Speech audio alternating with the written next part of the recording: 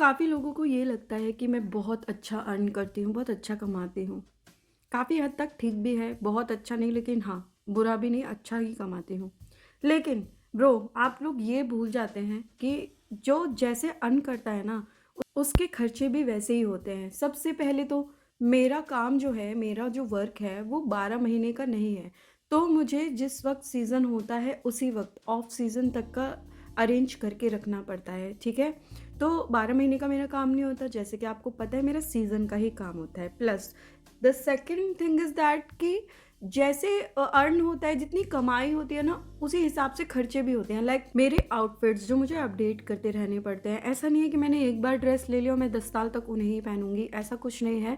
मैं निकालती रहती हूँ, फिर और लेती रहती हूँ और पहले थोड़ा कम रेंज में भी मिल जाते थे, लेकिन वो कहते हैं ना, जब आप रेगुलरली कोई चीज़ लेते रहते हो, तो आपकी चॉइस भी बदलती रहती है, यानी कि अप होती रहती है। तो अभी जो मुझे ड्रेसेस समझ में आती है ना, वो पहले से ज़्यादा अच्छी होती हैं और उनके चार्जेस भी ज़्यादा हाई होते हैं। उसके अलावा महँगाई तो बढ़ ही रही है, आपको पता है, हर चीज़ में।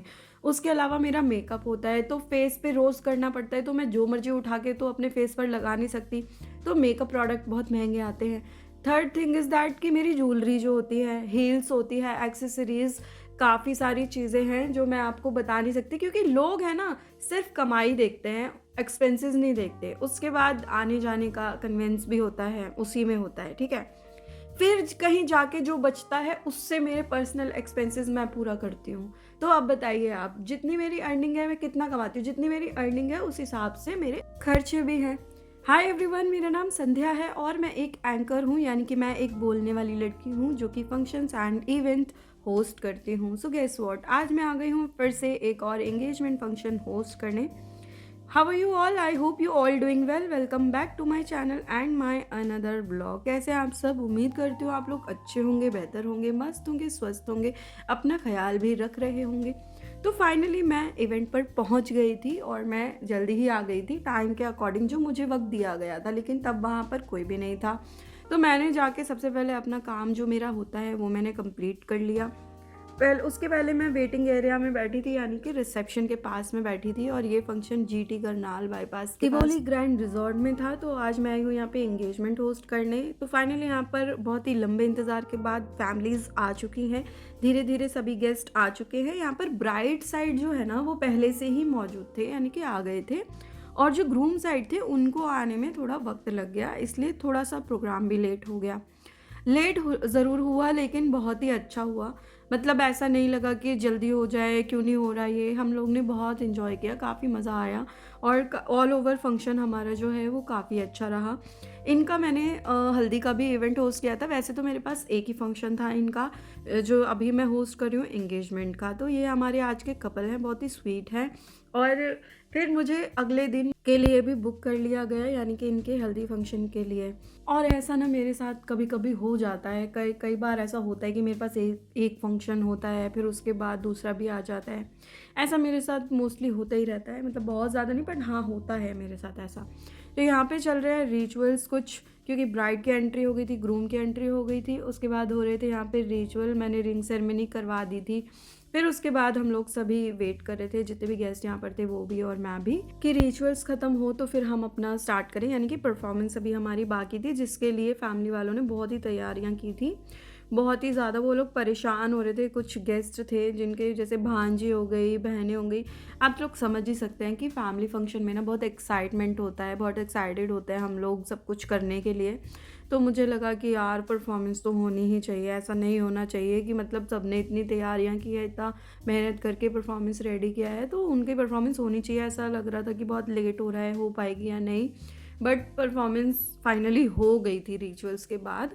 और परफॉर्मेंस सच में बहुत अच्छी थी। मुझे ऐसा लग रहा था जैसे ये लोग एक्साइटेड है परफॉर्मेंस कैसी होगी। परफॉर्मेंस बहुत ही बढ़िया, और बहुत मज़ा आया। सब लोग एकदम प्रोफेशनल की तरह परफॉर्म कर रहे थे, बहुत ही अच्छा लगा। तो वाइंड अप हो गया था, फिर मेरे परफॉर्मेंस कंप्लीट हो गए थे, इवेंट कंप्लीट हो गया था। उसके बाद मैं घर के लिए निकल गई थी। उसी दिन मुझे, हाँ, मुझे याद आया कि मुझे उसी दिन बुक कर लिया गया था अगले दिन के लिए।